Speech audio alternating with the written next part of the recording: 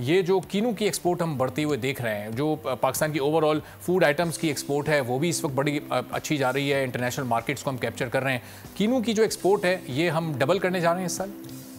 बात है कि जो आपने फूड की बात की उसमें चावल दूसरे आइटम तो ऊपर की तरफ जा रहे हैं, मगर हॉर्टिकल्चर फ्रूट एंड वेजिटेबल की बात मैं करूं तो डिक्लाइन की तरफ, इसलिए कि सिट्रस जो कीनू की हम बात कर रहे हैं, आप बात सही कर रहे हैं, प्रोडक्शन बढ़ी है मगर इसमें एक्सपोर्ट का कोई ताल्लुक नहीं है। अच्छा। इसलिए कि कीनू की जो क्वालिटी है वो डिग्रेड हो चुकी है, उसकी शेल्फ लाइफ नहीं रह चुकी है। कोई भी सिट्रस की वैरायटी दुनिया में 25 साल से ज़्यादा नहीं लगाई जाती है और उसको बदला जाता है। ये 60 साल हो गए हैं जिसको हम लेकर चल रहे हैं और ये आज तीसरा साल है कि जो हमें क्लेम्स इतने आ रहे हैं इंटरनेशनली। आज हम 22 दिसंबर में बैठे हुए हैं और जो हमारा इम्पोर्टर है वो बिल्कुल रिफ्यूज़ कर रहा है कि हमें कीनू नहीं चाहिए। अच्छा। कीनू के अंदर मैं यहाँ कहने हमारी फ्रूट एंड वेजिटेबल की टोटल एक्सपोर्ट $800 मिलियन की है। अगर मैं दुनिया की बात करूँ तो 229 बिलियन डॉलर की है, जिसमें हमारा शेयर 0.25 शेयर है। बात है कि सिट्रस कीनू की जो बात हम आज नहीं कर रहे हैं, बहुत सालों से कर रहे हैं कि इसकी वैरायटी के ऊपर काम किया जाए और न्यू वैरायटी के ऊपर, क्योंकि कीनू की जो है लाइफ ख़त्म हो चुकी है और कीनू के अंदर इतनी बीमारियां आ चुकी है कि अब वो एक्सपोर्ट नहीं हो सकती। देखें, एक्सपोर्ट वो चीज़ होती है जिसकी शेल्फ लाइफ होती है। अगर मैं रशिया या कनाडा या यूके या मैं फ़िलिपीन इन मुल्कों में भेजूँगा, तो मिसाल दे रहा हूँ आपको, तो उसका ट्रांजिट टाइम बहुत 30 से 45 दिन होता है, तो वो सर्वाइव ही नहीं कर सकता। अच्छा। पहुँचने के ऊपर वो ख़राब होता है। यही अगर हम 5 साल पहले चले जाएं तो हमारे 4.5 लाख टन की एक्सपोर्ट थी, मेट्रिक टन की, और 220 मिलियन डॉलर की थी, और अभी आके ये 100 मिलियन जाके टच कर गई है। और मैं समझ रहा हूँ इस साल और डिक्लाइन होगी और इसकी मेन वजह ये है कि हमें ऑर्डर्स नहीं आ रहे, प्रोडक्शन तो हमारी बहुत है। अच्छा। मगर डिज़ीज़ से फुल ऑफ है। मगर मैं ये ज़रूर कहूँगा कि यहाँ पे ज़रा कि इसमें जो सरगोदा बलवाल में 250 फैक्ट्री हैं कीनू की जो प्रोसेसिंग करती है और 4.5 लाख लोगों को रोज़गार है। आधी से ज़्यादा फैक्ट्रियाँ बंद हैं और कल ही एक्सपोर्टरों ने फैसला किया है कि हम फैक्ट्री को कंटिन्यू करें या बंद कर दें। अच्छा। तो एक अलार्मिंग पोजीशन है इस सेक्टर के लिए।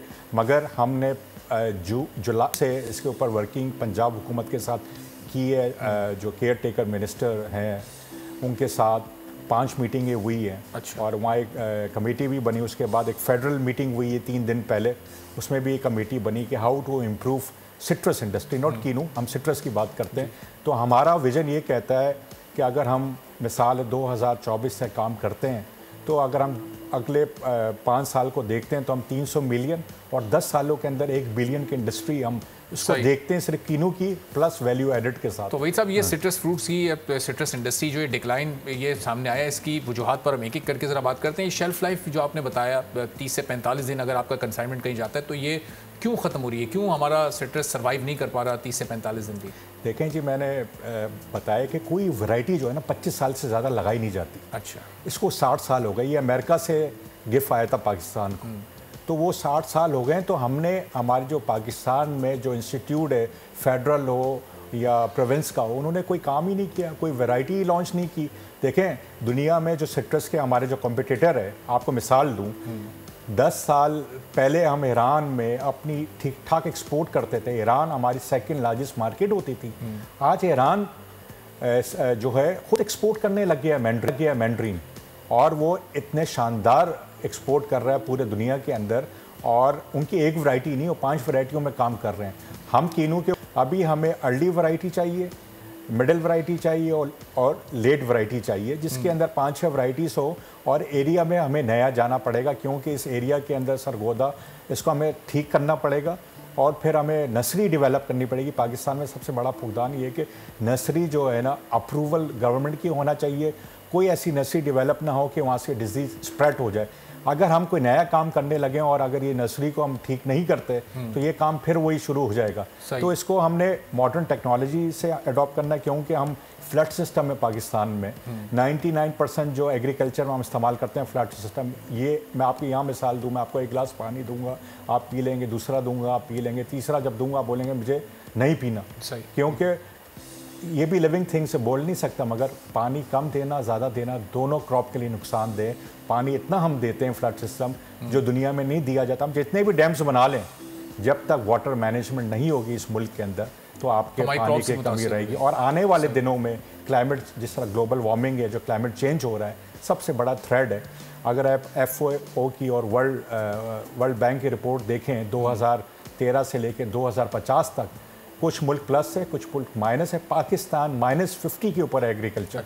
और 2013 से आप देख लें यहाँ फ्लड आना शुरू हुए, और 2013 से आज 2023 के अंदर आप देख लें हर क्रॉप के ऊपर इम्पैक्ट आना शुरू हो गया है। कभी आप देखते हैं ज़्यादा, कभी बिल्कुल ही कम हो जाती है क्रॉप।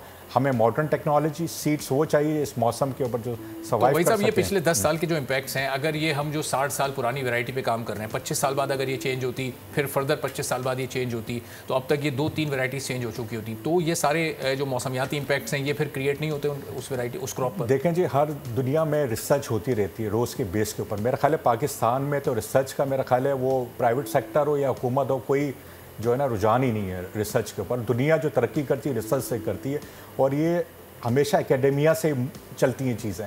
हमारी एकेडेमिया को मजबूत किया जाए, खासकर जो एग्रीकल्चर, फैसलाबाद यूनिवर्सिटी, उनके जो करिकुलम में जो उनके जो उनकी चीज़ें हैं उनको मॉडर्न टेक्नोलॉजी में डाला जाए। पूरे पाकिस्तान में एग्रीकल्चर यूनिवर्सिटीज़ है, वहाँ से ड्राइव होती है रिसर्च की। फिर हमारे जो डिपार्टमेंट है फिर वहाँ से होती है। यहाँ पर तो कोई वो है ही नहीं। हम लोगों ने 75 साल में क्या डेवलप किया पाकिस्तान में? हमने वीट के बीज बाहर से, सब्जियों के आप देखें यहाँ मिर्चे हो गई, करेला हो गया, आप कोई भी नाम लें, टमाटर लें, आलू लें, कोई भी सब्जी का नाम लें, सब इंपोर्ट कर रहे हैं। आप ये बिल कहाँ जा रहे हैं? हमने क्या डेवलप किया इस मुल्क में? कोई सीड्स डेवलप किया है? हमने बिलियंस डॉलर की इंपोर्ट हम कहते हैं कि कम करें, तो ये कभी नहीं सोचा कि रिसर्च करके हम कोई वैरायटी जो सीड्स डेवलप कर लें, जो यहाँ पे $1 बिलियन के, जो आप देखें जो सब्जियों के सीड्स यूरोप से आ रहे हैं, चाइना से आ रहे हैं और मुल्कों से आ रहे हैं, उसको ख़त्म करके अपने मुल्क में क्यों नहीं डेवलप कर रहे हैं? तो भाई साहब ये सब्सक्राइब करें और बेल दबाएं ताकि कोई खबर रह न जाए।